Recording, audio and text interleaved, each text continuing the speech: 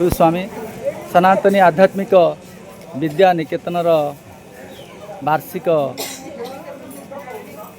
महोत्सव आज केन्दुपाटना शाखारे अनुष्ठित होउछि। विश्वभातृत्व विद्यार्थना परिषद सनातनी आध्यात्मिक विद्या निकेतनर वार्षिक महोत्सव आज केन्दुपाटना शाखारे अनुष्ठित होउछि। आसंतु देखिबा सनातनी विद्या निकेतनर वार्षिक महोत्सव। गुरुस्वामी विश्वभातृत्व दिव्यात्मा परिषद अच्युत गुप्तवर्ण संघ क्षितिज्योति आश्रम स्वर्णक्षेत्र महांगा अधीनस्थ कुड़िया केन्द्र संगठन आनुकूल्य आज केन्दुपाटना शाखार समस्त कर्मकर्ता वृंद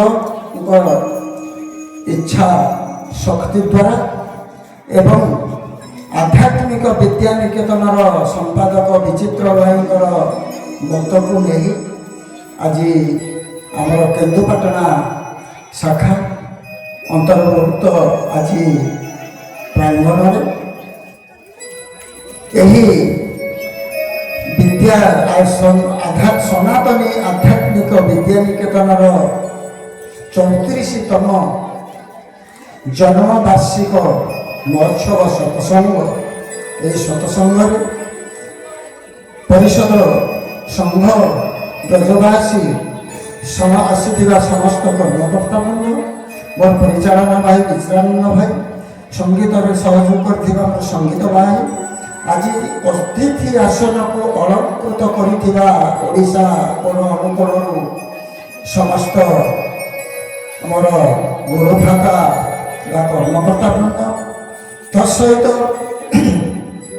बापूजी शिशु मंदिर समस्त पिला अभिभावक एवं संपादक तत्सहित पूर्ववर्ती जो आलोचना भाग नहीं विजय भाई प्रभात भाई पर्यंत पितामह भाई पर्यंत पाने आसल उपस्थित थिबा मोर समस्त ब्रह्म जिज्ञासु धर्म जिज्ञासु सत्यात्मा दिव्यात्मा समस्त भाई भौणी समस्त अंतर सश्रद्ध सप्रेम गुरुस्वामी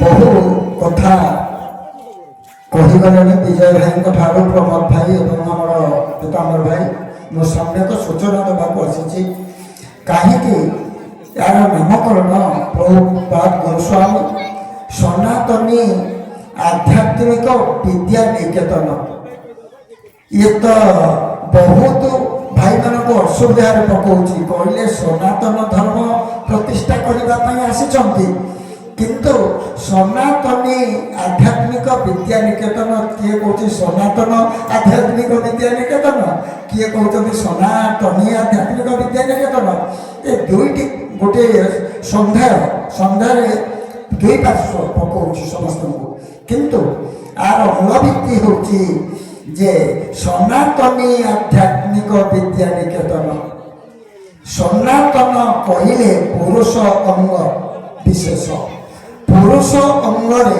सनातन पुरुष होचंती अनादि पुरुष से कि पुरुष से होचंती सनातन पुरुष अनादि ठारू आदि शक्ति माया स्वरूपे विराजंती तेणु सनातनी कहले अनेक हवा प्रकाश हवा पारे जेमिति पुरुष नारी बिना सृष्टिर प्रक्रिया तैयारी हो पारे सर्जन हो पारे नहीं से भली केवल अनादि पुरुषों ठारू सृष्टिर प्रक्रिया सर्जनार विधान असंभव जो जे सनातनी जो भीतर जो जिज्ञासा इच्छा शक्ति द्वारा सृष्टि से नारी पुरुष संगम नथिला सेठी इच्छा शक्ति जो सृष्टि से होचंती मां सनातनी से सनातनी शब्द को जी आलोचना पर्यालोचना प्रभुपाद गुरुस्वामी सहित যদি এই ଗୋଟିଏ ଗ୍ରନ୍ଥ ଏ ସନାତନୀ ଶବ୍ଦ ମୁଁ ବଢ଼େଇକିରି କହୁନି ଏ ସନାତନୀ ଶବ୍ଦ କେବଳ ଗୋଟିଏ ଗ୍ରନ୍ଥ ହବ ଅଛି ତାର ଅନାଦି ଅନନ୍ତ ଆଦି ସନାତନ ପୁରୁଷଙ୍କର ଯେତେବେଳେ ଇଚ୍ଛା ହେଲା ଅନାଦି ଅନନ୍ତ ଆଦି ଅନ୍ତ ନାହିଁ ମୋର ମୋ ଇଚ୍ଛାର ସୃଷ୍ଟି ହେଲା ଅଖିଳ ସଂସାର ସେଇ ଇଚ୍ଛା ପ୍ରବଳ ହୋଇ ବିନ୍ଦୁ ପ୍ରକାଶିଲା ସେଇ ସନାତନୀ ମାଙ୍କର ଆବିର୍ଭାବ ହେଲା ବିନ୍ଦୁ ପ୍ରକାଶିଲା ଇଚ୍ଛା ଶକ୍ତି ଗୋଟେ ବିନ୍ଦୁ ଜଳବିନ୍ଦୁ ସେଇ ବିନ୍ଦୁ ଗଗନ ପଥେ ପୁଣି ଇଚ୍ଛା ବଳେ ନୀଳ ଲୋହିତ ବର୍ଣ୍ଣକୁ ଆପେ ଆପେ ଧରେ ଦେଖନ୍ତୁ ମା ସନାତନୀ ଆଧ୍ୟାତ୍ମିକ ନିକେତନ ମା ସନାତନୀ କେତନୀ ପ୍ରତିଷ୍ଠା କଲେ ତ୍ରିବର୍ଣ୍ଣ ତ୍ରିଶକ୍ତି ରୂପେ ହୋଇବାରୁ ସ୍ଥିତି ସେହି ସ୍ଥିତିରୁ ଓଙ୍କାର ହେଲେ ଆଉ ଉତ୍ପତ୍ତି ଓଙ୍କାର ବ୍ରହ୍ମ ଶକ୍ତି ଓଙ୍କାରର ଭାବ ମନେ ନ ଧରିବୁ ଏକ ବ୍ରହ୍ମ ବୋଲି ଧ୍ୟାନ ଧାରଣା କରିବୁ ଯିଏ ବ୍ରହ୍ମତତ୍ତ୍ୱ ଯାହା ମାଧ୍ୟମରେ ଧରାପୃଷ୍ଠକୁ ଆସିଲେ ସେଇ ମା ସନାତନୀଙ୍କ ଠାରୁ ଉତ୍ପତ୍ତି ହେଲେ ସେଇ ଓଙ୍କାର ପ୍ରଣବ ବ୍ରହ୍ମତତ୍ତ୍ୱ ତେଣୁ ମା ସନାତନୀ ବିଦ୍ୟା ନିକେତନ ନାଁ ହେଲା ସନାତନୀ ଆଧ୍ୟାତ୍ମିକ ଶବ୍ଦର କିଛି ବ୍ୟାଖ୍ୟା କରିଛନ୍ତି ମୁଁ ଆଗକୁ ଆଉ ଯାଉନାହିଁ এই সনাতনী শব্দକୁ ଯଦି ବ୍ୟାଖ୍ୟା କରାଯାଏ କହିଦେଲି ଗୋଟିଏ ଗ୍ରନ୍ଥ ଅତ୍ୟୁକ୍ତି ହେବ ନା ତେଣୁ এই ଯେଉଁ ବିଦ୍ୟାନିକେତନର ଯେଉଁ ଦୂର ଦୃଷ୍ଟି ବା ଯେଉଁ ଆଭିମୁଖ୍ୟ এই ଆଭିମୁଖ୍ୟ ହେଉଛି ଯେ ପ୍ରତ୍ୟେକ ମନୁଷ୍ୟ ଜୀବନରେ ଆଧ୍ୟାତ୍ମିକ ଶିକ୍ଷାର ଆବଶ୍ୟକତା ଅଛି କାହିଁକି ଏବେ ଆଧ୍ୟାତ୍ମିକ ଶିକ୍ଷା ଯାହାକୁ କହନ୍ତି ନୈତିକ ଶିକ୍ଷା ବର୍ତ୍ତମାନ ଧୀରେ ଧୀରେ ବୁଡ଼ି ଯାଇଛି ଆଉ ନାହିଁ ବର୍ତ୍ତମାନ ଭୌତିକ ଶିକ୍ଷାରେ ଯେ ମୋ ପୁଅ ଏତେ ପାଠ ପଢ଼ିଲେ ଏଇ ପାଠ ପଢ଼ିଲେ ଏତେ ପଇସା ରୋଜଗାର କରିବ ଭୌତିକ ଶିକ୍ଷା ତେଣୁ ଭୌତିକ ଶିକ୍ଷା ଆଜି ଆମକୁ ଅତଳ ନଦୀ ଗର୍ଭକୁ ଏ ସଂସାରର ଯେଉଁ ସମୁଦ୍ର ଭିତରେ ଅତଳ ସମୁଦ୍ର ଭିତରକୁ ଆଜି ଟାଣି ନେଇଯାଉଛି ଭୌତିକ ଶିକ୍ଷା ଆଜି ସମାଜରେ ଯେତେ ବିଚାର ଠାରୁ ଆରମ୍ଭ କରି ଯେତେ ଜିନିଷ ବର୍ତ୍ତମାନ ଅଛି କେବଳ ଆଜି ନୈତିକ ଶିକ୍ଷାର ଅଭାବ ହେଉଛି ପିଲାମାନଙ୍କର ଯେଉଁଥିପାଇଁ ଆଜି ମୁଁ ବହୁତ ଖୁସି ଆମର ବିଚିତ୍ରାନନ୍ଦ ଭାଇ ଯେଉଁ ପିଲାମାନଙ୍କୁ ନେଇ ଏ ଯେଉଁ ଆଗରେ ବସିଛନ୍ତି ପିଲାମାନଙ୍କୁ ନେଇ ଆଜି ଯେଉଁ ପିଲାମାନଙ୍କୁ ସେଠି ଏକତ୍ରିତ କରି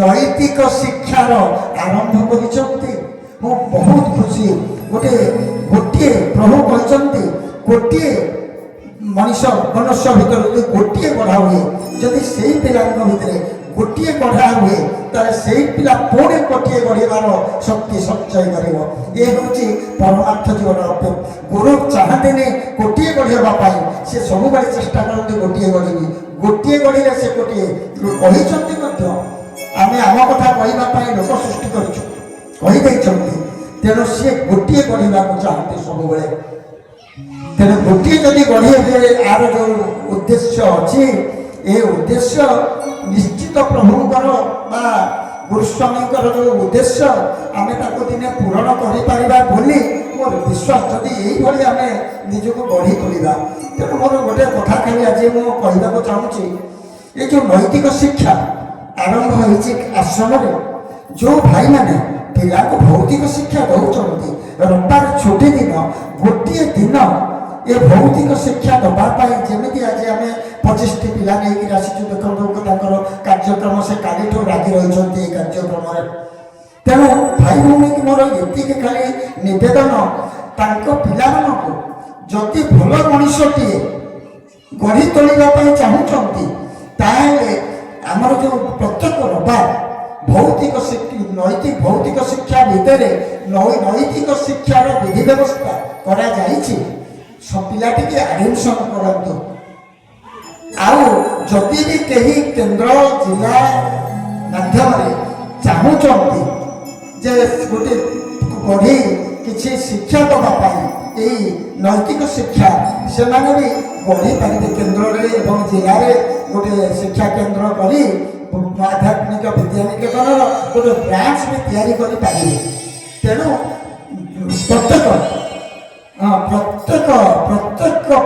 ମନୁଷ୍ୟ ଜନ୍ମରେ ପ୍ରତ୍ୟେକ ପିଲା ପାଇଁ ଆଜି ଯିଏ ଛୋଟ ପିଲା କାଲି ସେ ସମାଜର ବା ଦେଶର ବା ଆଜି ସମାଜ ଯେଉଁ ଆମର এই ভৌতিক জগতর সি হচ্ছে ভবিষ্যৎ, আজির পিলা কালির ভবিষ্যৎ। তেমন ভবিষ্যৎ গড়া মোর বাপা মা মানুষ এতিকি নিবেদন, ভবিষ্যৎ গড়া চেষ্টিত হয়ে পিলা নৈতিক শিক্ষার সমস্ত দফা খোলা যাই স্কুল বা আমার ক্লাসটি খোলা যাই। আজ 30-35 জন পিলা ବି ସେ କ୍ଲାସରେ ହେଲେଣି। ତେଣୁ ମୋର କହିବା କଥା ସେଠି ଆଡମିସନ କରନ୍ତୁ, ଶିକ୍ଷା ଦିଅନ୍ତୁ ବା ଜିଲ୍ଲା କେନ୍ଦ୍ରରେ ଯଦି ଚାହୁଁଛନ୍ତି ସୃଷ୍ଟି କରିବା ପାଇଁ ପରାମର୍ଶ କରି ବିଚିତ୍ର ଭାଇଙ୍କ ସହିତ ସେମାନେ ଜିଲ୍ଲା କେନ୍ଦ୍ରରେ ଗଠନ କରନ୍ତୁ। ଏ ନୈତିକ ଶିକ୍ଷାର ବିଧି ବ୍ୟବସ୍ଥା ପ୍ରତ୍ୟେକ ପିଲାଙ୍କ ଜୀବନରେ ଦରକାର। ନୈତିକ ଭୌତିକ ଦୁଇଟି ଶିକ୍ଷା ନ ରହିଲେ ଅପୂର୍ଣ୍ଣାଙ୍ଗ ରହିବ ଜୀବନ। ଜୀବନରେ ପ୍ରତ୍ୟେକ ଜୀବନରେ ଦୁଇଟି ଶିକ୍ଷାର ଆବଶ୍ୟକ ଅଛି। ତେଣୁ ଆଜି ଏତିକି ମାତ୍ର ମୁଁ ବେଶୀ ଆଉ କହିବାକୁ ଚାହୁଁନି, ସମୟ ବହୁତ ଅତିବାହିତ। ତେଣୁ ମୋର ଗୋଟିଏ କଥା ଆଜି ଖାଲି ଶେଷ କଥା, ଆଜି ଯେଉଁ ଆମର କେନ୍ଦ୍ରାପଡ଼ା ଭାଇମାନଙ୍କର ସହଯୋଗ ଯେଉଁଭଳି ସେମାନେ ଆଜି ସଫଳତା ଆଣିଛନ୍ତି ବିଦ୍ୟାନିକେତନର ବାର୍ଷିକ ଉତ୍ସବ ହେଇଥିଲା ଆଜିକି 12 ବର୍ଷ ତଳେ। 12 ବର୍ଷ ତଳେ ଆଧ୍ୟାତ୍ମିକ ବିଦ୍ୟାନିକେତନର ବାର୍ଷିକ ଉତ୍ସବ ସହିତ ଶାଖାର ଉଦ୍ଘାଟନ ହେଇଥିଲା। 12 ବର୍ଷରେ ଆଜି ପହଞ୍ଚିଛନ୍ତି। ଏ ଶାଖାଟି ଉଦ୍ଘାଟନ ହେଇଛି 12 ବର୍ଷ ଆଗରୁ ଶାଖା ଚାଲିଥିଲା, କିନ୍ତୁ ଶାଖାଟି ଅନୁମୋଦନ ହେଇଛି, ଅନୁମୋଦନ ପ୍ରାପ୍ତ ହେଇଛି ଆଜିକି 12 ବର୍ଷ ହେଲା। ତେଣୁ 12 ବର୍ଷ ଶାଖା ଭିତରେ 12 ବର୍ଷ ତଳେ ବିଦ୍ୟାନିକେତନର ଉତ୍ସବ ଟିକେ କରିଥିଲେ। ଯାହା ହଉ ଏ ବର୍ଷ ଏତେ ଇଚ୍ଛା ଶକ୍ତି ତାଙ୍କ ଭିତରେ ଆଜି ଆମମାନଙ୍କୁ ଟାଣି ଆଣିଛି। ଭାଇମାନଙ୍କ ପାଖରେ ଆମେ ବହୁ କୃତଜ୍ଞତା ଏବଂ ସୁର ଭାଇ ଆମର ମୁରଳୀ ଭାଇ ଆଜି ଯେଉଁ ଭାଇମାନେ ଆଜି ସହଯୋଗ କରିଛନ୍ତି, ଏତେ ଇଚ୍ଛା ଶକ୍ତି ତାଙ୍କ ଭିତରେ ଅନୁଷ୍ଠାନଟି ଗଢ଼ିବା ପାଇଁ ଖାଲି ମୁଁ ଏତିକି କରୁଛି। ଏ ଯେଉଁ ପାଦୁକା ଆଜି ଆସିଛନ୍ତି, ଏ ପାଦୁକା ସ୍ୱତନ୍ତ୍ର ପାଦୁକା, ଏ ରୂପା ପାଦୁକା ଯେଉଁ ବିଦ୍ୟାନିକେତନର ପ୍ରଭୁପାଦ ଗୁରୁସ୍ୱାମୀ ଆଜି ପ୍ରଦାନ କରିଛନ୍ତି, ସ୍ୱତନ୍ତ୍ର ପାଦୁକା ଆଜି ପାଦୁକା। ଏ ପାଦୁକା ସବୁ ସ୍ଥାନକୁ ଯିବେ ଏମିତିକି ନାହିଁ। ତେଣୁ ଇଚ୍ଛା ଶକ୍ତି ଦ୍ୱାରା ପ୍ରଭୁ ଆଜି ଏଠିକି ନିଜେ ସ୍ୱୟଂ ସ୍ଥୂଳ ଭାବରେ କହୁଛନ୍ତି। ଭାଇ କହିଲେ ସ୍ଥୂଳ ତ, କିନ୍ତୁ ସ୍ଥୂଳ ଅବର୍ତ୍ତମାନ ଯିଏ କହନ୍ତି ମୁଁ ତାକୁ ଟିକେ ମନଟା ଭିତରେ ମୋ ଦୁଃଖ ଆସେ। କାହିଁକି ସେ କହିଛନ୍ତି ଚରମରେ ଯେ କହୁଛନ୍ତି ଯେ ବର୍ତ୍ତମାନ ଆମ ପାଖରେ ସ୍ଥୂଳ ବର୍ତ୍ତମାନ ନା, ସେ କହିଛନ୍ତି ଆଜି ଯେଉଁ ପାର୍ଥିବ ବସ୍ତୁକୁ ତୁ ନିଜର କରିଛୁ, ସ୍ୱର ଅତୀତରେ ଥିଲା ନା ବର୍ତ୍ତମାନ ଅଛି ନା ଭବିଷ୍ୟତରେ ତୋ ପାଖରେ ଥିବ, କିନ୍ତୁ ତୋର ପିତା ଅତୀତରେ ଥିଲେ ବର୍ତ୍ତମାନ ଅଛନ୍ତି, ଭବିଷ୍ୟତରେ ମଧ୍ୟ ତୋ ପାଖରେ ଥିବେ। ସ୍ଥୂଳ ସୂକ୍ଷ୍ମ ତାଙ୍କର ଏକ, ସ୍ଥୂଳରେ ଥିଲେ ଯାହା ସୂକ୍ଷ୍ମରେ ମଧ୍ୟ ତାହା। ଯେଉଁ ସ୍ଥୂଳରେ ଯେଉଁ ନରତନୁଟି ଥିଲା, ସୂକ୍ଷ୍ମରେ ମଧ୍ୟ ସେ ନରତନୁଟି ତାଙ୍କର ଏବେ ଅଛି। ସେ ମଧ୍ୟ ଆମ ଭିତରେ ଅଛନ୍ତି। ପ୍ରକଟରେ ହେଇଥିଲେ ଅପ୍ରକଟରେ ଅଛନ୍ତି। ସେ ନରତନୁ ଧରି ପ୍ରକଟ ହେଇଥିଲେ, ଅପ୍ରକଟରେ ଚୈତନ୍ୟ ଅବସ୍ଥାରେ ଆମ ଭିତରେ। ପ୍ରମୋଦ ଭାଇ କହିଥିଲେ, ପଦଟି ଅଧା କରିଥିଲେ, କହିଦେଉଛି ଅବ୍ୟକ୍ତର ବ୍ୟକ୍ତ ଅଂଶ ଅଟେ ଜୀବଭୂତ, ଅନିତ୍ୟ ଆକାର ଧରି ଅରୂପରେ ଗୁପ୍ତ। ମୁଁ ତୋରି ଭିତରେ ଅବ୍ୟକ୍ତର ବ୍ୟକ୍ତ ଅଂଶ ହଉଛି ତୁ, ଏ ଜୀବଭୂତ, ତୁ ହଉଛି ଅବ୍ୟକ୍ତ, ଆମେ ମାନେ ସବୁ ଅବ୍ୟକ୍ତର ବ୍ୟକ୍ତ ଅଂଶ। ଅନିତ୍ୟ ଆକାର ଧରି ଅନୁପରେ ଗୁପ୍ତ, ମୁଁ ଅନିତ୍ୟ ଆକାର ଧରି ଚୈତନ୍ୟ ସ୍ୱରୂପ ଜୀବ ଭିତରେ ମୁଁ ଥାଇ ଚେତନା କେନ୍ଦ୍ରରେ ରହି ଲୀଳା କରୁଛି। ତେଣୁ ମୁଁ ଅଛି। ଗୋଟେ କଥାଟିଏ ମୁଁ କହିଦେଉଛି, ସମସ୍ତେ ତାଙ୍କ ଅବତାରୀ ଯୁଗ ଲୀଳା କଥା ଆଲୋଚନା କରୁଛେ, କିନ୍ତୁ ସମ୍ବଲପୁର ଭାଷାରେ ଗୋଟିଏ ଗୀତଟିଏ ବୋଲନ୍ତି, ସେ ଗୀତ ହବା ଟୁପା ଟୁପା ମହାପୁରୁ ଏତା ଗୋଟା ବ୍ରହ୍ମ, ଏତା ଗୋଟା ବ୍ରହ୍ମ। ତେଣୁ ଭଗବାନ ଅନେକ ଆସିଛନ୍ତି ସୃଷ୍ଟିରେ। ଭଗବାନ ଯୀଶୁ ଭଗବାନ, ମହମ୍ମଦ ଭଗବାନ, ସାଇ ଭଗବାନ, ସମସ୍ତେ ଭଗବାନ ପଦବାଚ୍ୟ ଆସିଛନ୍ତି, କିନ୍ତୁ ଏତେ ଗୋଟା ବ୍ରହ୍ମ। ଇଏ କିଏ? ଇଏ ଗୋଟିଏ ବାପା କହିଲେ ପିତା କହିଲେ ଗୋଟିଏ, ଆଉ କେହି ପିତା ଏ ଜଗତରେ ନାହିଁ ତାଙ୍କ ସମ। ଚୈତନ୍ୟ କହିଲେ ଗୋଟିଏ, ଗୁରୁ କହିଲେ ଗୋଟିଏ। ଆସିଛନ୍ତି ସଦଗୁରୁ ଜଗତଗୁରୁ ଗୁରୁ ଅଙ୍ଗମାନେ ଧର୍ମଗୁରୁ ମାନେ ଆସିଛନ୍ତି। କି ଗୁରୁ କହିଲେ ଗୋଟିଏ, ପିତା କହିଲେ ଗୋଟିଏ, ଚୈତନ୍ୟ କହିଲେ ଗୋଟିଏ, ସିଏ ଦୁଇଟା ନୁହନ୍ତି। ତେଣୁ ଯୋଉ ଚୈତନ୍ୟ ପୁରୁଷ ଆଜି ନରଙ୍ଗ ଧରି ନରତନ ଧରି ଆଜି ଧରାପୃଷ୍ଠକୁ ଆସିଥିଲେ, ସେ କଣ କରିଛନ୍ତି? ସେ କହିଛନ୍ତି ଅଚ୍ୟୁତ ଗୁପ୍ତ ବ୍ରହ୍ମ ସଂଗ ଧର୍ମ ଚନ୍ଦନର ଏକମାତ୍ର ତୁଷାରଥୀ। ଆମ୍ଭମାନଙ୍କୁ ଏ ସନାତନ ଧର୍ମର ପ୍ରତିଷ୍ଠା କରିବା ପାଇଁ ମା ସନାତନୀକି ଆମ ପାଖରେ ଶକ୍ତିମୟୀ, ଏ ଶକ୍ତିମୟୀକି ସେ ଆବିର୍ଭାବ করে ଆମ ପାଖରେ ଛାଡ଼ି ସେ ଖସି ଗଲେ ଅଦୃଶ୍ୟରେ, ଆମ ପାଖରେ ରହିଗଲେ, ଅଦୃଶ୍ୟରେ ଅଛନ୍ତି। ଆମ ଦୃଶ୍ୟକୁ ସେ ଚାଲି ଯାଇଛନ୍ତି, ପୁରା ଚାଲି ଯାଇନାହାନ୍ତି, ଏ ସୃଷ୍ଟିରୁ ଚାଲି ଯାଇନାହାନ୍ତି। କାହିଁକି ନା ଅପ୍ରକଟରେ ଥିଲେ, ସେ ପ୍ରକଟ ହୋଇଥିଲେ, ପୁଣି ଅପ୍ରକଟରେ ରହିଯାଇଛନ୍ତି, ଅଦୃଶ୍ୟରେ, ଆମର ଅଦୃଶ୍ୟରେ। ତେଣୁ ସେ କହିଛନ୍ତି ଦେଇଥିବା ଗୁରୁଧନ ସାଇତି ରଖିବୁ, ଅପ୍ରକଟରେ ତେବେ ମୋର ସାନ୍ନିଧ୍ୟ ରଖିବୁ। ଧନରେ ମୁଁ ତତେ ଯେଉଁ ଗୁରୁଧନ ଦେଇଛି, ତୁ ଯଦି ନିଜ ଭିତରେ ତାକୁ ସାଇତିବୁ, ସେ ଗୁରୁଧନକୁ ନିଜର ଜୀବନରେ ସର୍ବସ୍ୱ କରିବୁ, ହବ କ'ଣ ନା ଅପ୍ରକଟରେ ବି ମୁଁ ତୋରି ଭିତରେ ଅଛି, ଆଉ କୋଉଠି ନାହିଁ। ତୋରି ଭିତରେ ମତେ ଅନୁଭବ କରିବୁ, ମୁଁ ତୋରି ଭିତରେ ଅଛି। ତେଣୁ ତାଙ୍କୁ ହିଁ ଅନୁଭବ କରିବା ପାଇଁ ସେ ଆଜି ସମସ୍ତ ଯାହା ଆଣିଥିଲେ ଆମକୁ ଦେଇ କହିଲେ ସାଇତା ଯୁଗ ଯୁଗର ସାଇତା ଧର୍ମକୁ ତୋ ହାତରେ ଟେକି ଦେଇଛି ରେ ଭଲ। ଯୁଗ ଯୁଗର ସାଇତା ଧର୍ମକୁ ତୋ ପାଖରେ ମୁଁ ଟେକି ଦେଇଛି, ଆମ ହାତରେ ସେ ଆଜି ଦେଇଦେଇଛି। କିନ୍ତୁ ତମେ ଆଜି ହାତରେ ତାକୁ ଧରି ବହିବା ପାଇଁ ଅସମର୍ଥ ସମସ୍ତେ ହେଇଯାଇଛି, ନୁହେଁ? ତେଣୁ ମୋର ଭାଇମାନଙ୍କୁ ଏତିକି ଆଜିର କଥା ଯୋଡ଼ିଏ କଥା ମୁଁ ଆପଣଙ୍କୁ କହୁଛି। ଗୁରୁଙ୍କର ଆଦର୍ଶ, ଗୁରୁଙ୍କର ନିୟମ ନୀତି ଆଚରଣ ଏବଂ ଗୁରୁଙ୍କର ଧାରା ଭିତରେ ଆମେ ନିଜକୁ ରଖିବା, ଆଜିଠାରୁ ଶପଥ ନେବା। ଦ୍ୱିତୀୟ କଥାଟି ହେଉଛି ଆମର ଭବିଷ୍ୟତ ଗଢ଼ିବା ପାଇଁ ଆମର ପିଲାଟିକି ନୈତିକ ଶିକ୍ଷା, ଭୌତିକ ଶିକ୍ଷା ସହିତ ନୈତିକ ଶିକ୍ଷା ସମସ୍ତଙ୍କୁ ଦେବା। ଆମେ ହବ କ'ଣ ନା ଆମକୁ ଆମ ବାପା ଗଢ଼ିନାହାନ୍ତି, କିନ୍ତୁ ସଂସ୍କାରଟେ ଟିକେ ଥିଲା, ଯେଉଁ ସଂସ୍କାରକୁ ଯୁଗ ଯୁଗର ସଂସ୍କାରକୁ ନେଇ ଆଜି କହିଛନ୍ତି ଯୁଗ ଯୁଗର ଆରାଧ୍ୟ ଠାକୁର ତୋର ଆଜି ନରତନୁରେ, ତୋର ଅତି ନିକଟରେ। ତେଣୁ ଯୁଗ ଯୁଗର ସଂସ୍କାରକୁ ନେଇକିରି ଯୁଗ ଯୁଗର ଆଜି ଦେବତା ଆଜି ନରତନରେ ଆସିଥିଲେ, ଆମେ ତାଙ୍କୁ ପାଇଛେ। ଯଦି ପାଇଛେ ଆମେ କେମିତି ଚେଷ୍ଟା କରିବା ଏଣିକି ଆମ ଭବିଷ୍ୟତକୁ ସୁନ୍ଦର ସୁଲଳିତ ସୁଗଠିତ କରି ଗଠନ କରିବା। ଏତିକି କହି ଆଜି କଥାବସ୍ତୁକୁ ଏଇଠି ରଖୁଛି। ଆଉ ବେଶୀ ମୁଁ କଥା ଆଲୋଚନା ପ୍ରସଙ୍ଗ ବଢ଼େଇବି ନାହିଁ। ଆଉ ମୋର ଆଜି ସମସ୍ତ ଭାଇଙ୍କ ପାଖରେ ମୁଁ ଆଜି କେନ୍ଦୁପାଟଣା ଭାଇ, ଯେଉଁ କେନ୍ଦୁପାଟଣା ଭାଇମାନେ ଆଜି ରାତି ନିଦ୍ରା ବହୁ କଷ୍ଟ ସହି ବହୁତ ଭାବରେ ଯେଉଁ ଦେଖୁଛି ଆଜି ଉଦ୍ବେଗ, ତାଙ୍କର ଯେଉଁ ସହଯୋଗ, ତାଙ୍କର ଯେଉଁ ଉତ୍ସାହ ଉଦ୍ଦୀପନା ନେଇକରି ସେ ଆଜି ବିଦ୍ୟାନିକେତନର ଆଜି ଏ ଉତ୍ସବଟିକି ବା ଗୁରୁପାହାଡ଼କୁ ତାର ଆଭିମୁଖ୍ୟ ହେଉଛି ଗୁରୁ ପୂଜା, ଅତିଥି ପୂଜା, ନର ନାରାୟଣ ପୂଜା। ନର ଭିତରେ ନାରାୟଣଙ୍କୁ ପୂଜା ଦେବା, ଆଧ୍ୟାତ୍ମିକ ଇଷ୍ଟ ସମସ୍ତଙ୍କ ଭିତରେ ଇଷ୍ଟ ଗୁରୁ ଏବଂ ଇଷ୍ଟ, ଦେହ ଏବଂ ଇଷ୍ଟ, ଆତ୍ମା ପରମାତ୍ମା ଖେଳ ଚାଲିଛି।